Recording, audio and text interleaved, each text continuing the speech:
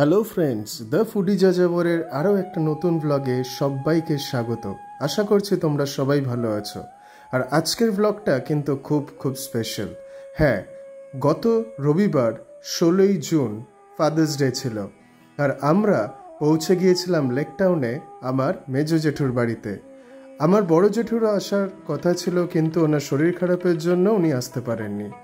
আমার দাদা ভাই এবং বৌদি ব্যাঙ্গালোরে থাকে এবং তারা এসেছিল কলকাতায়, আর তার জন্য একটা ছোট্ট গেট টুগেদার অর্গানাইজ করা হয়েছিল। সো ভিডিওটাতে তো দেখতেই পাচ্ছ কি কি ছিল। হ্যাঁ, আমাদের কিন্তু দুটো ভাগে সেদিন মেনু ভাগ হয়েছিল, একটা বাঙালিয়ানা আর একটা কিন্তু মোগলাই খানা ছিল। আর বাঙালি খাওয়ার কিন্তু এসছিল খেয়ার অফ বাঙালি আর কস্তুরি থেকে।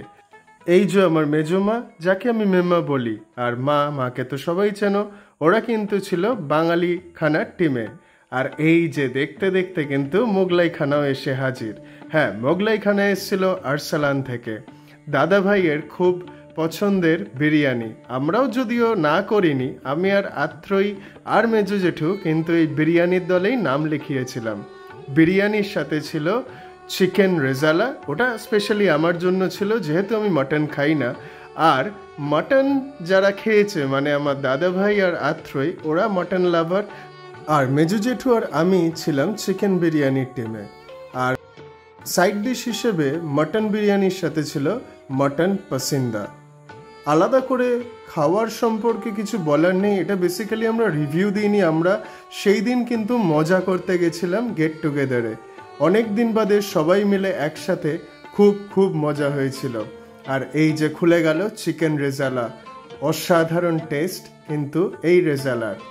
আর সঙ্গে এই হচ্ছে মাটন পাসিন্দা। আর এই যে চলে এসছে ফিশ ডায়মন্ড ফ্রাই, কলকাতা ভেটকির মুচমুচে ফিশ ফ্রাই সঙ্গে কাসুন্দি। আর এই ছিল ডাল আর আলু পটলের তরকারি খেয়ার অফ বাঙালি থেকে। মেজো জেঠুকে দেখতেই পাচ্ছ, সবাই টেবিলে বসে পড়েছে লাঞ্চ করতে, সঙ্গে মেম্মা, মা ও বাবা। পিছনে আত্রই এবং দাদাভাই, ওরা কিন্তু বিরিয়ানির প্লেটস সাজাচ্ছে। দাদাভাই সার্ভ করে দিচ্ছে বাবাকে, আর আমরা এই বসে পড়েছি আমাদের প্লেট হাতে নিয়ে। শুরুতেই ছিল ফিশ ফ্রাই, মুচমুচে ফিশ ফ্রাই সঙ্গে কাসুন্দি। আর দেখতেই তো পাচ্ছ আর কি কি আছে আমাদের এই টেবিলে সাজানো।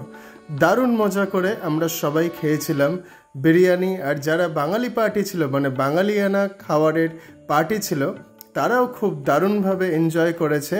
ইলিশ মাছ কিন্তু এটা অন্য ধরনের ছিল। যারা বাড়ির মানে প্রচণ্ড প্লেন একটা রান্না, কৃতিসাদি কিন্তু স্পেশালি এটা প্রেফার করেছিল ইলিশ মাছ বেগুন দিয়ে। এক্সপ্রেশন দেখে তো বুঝেই গেছো কীরকম ছিল। আর সব শেষে এই হচ্ছে আইসক্রিম কেক, বাবাকে টেনে তুলেছে, কারণ এত খাওয়া দাওয়া হয়ে গেছিল, আমরা সবাই কিন্তু একটু ল্যাথ খেয়ে গেছিলাম। বাবা আর মেজো জেঠু শুয়ে পড়েছিল, ওদেরকে টেনে তুলে আমরা কেক কাটলাম এবং ফাদার্স ডে এইভাবেই আমরা সেলিব্রেট করলাম সবাই মিলে। ওদের এই মুখের হাসি আমাদের কাছে সব থেকে বড় পাওয়া ছিল। এইগুলোই কিন্তু থেকে যাবে আমাদের সবার সাথে। ওরা অনেক অনেক ভালো থাকুক এই কামনা করি ঈশ্বরের কাছে, এবং আমাদেরকে সবাইকে আশীর্বাদ করুক, আমরা যেন খুব খুব ভালো থাকি এবং আরও বড় হই। এই বলে আজকের ব্লগ আমরা এখানেই শেষ করছি।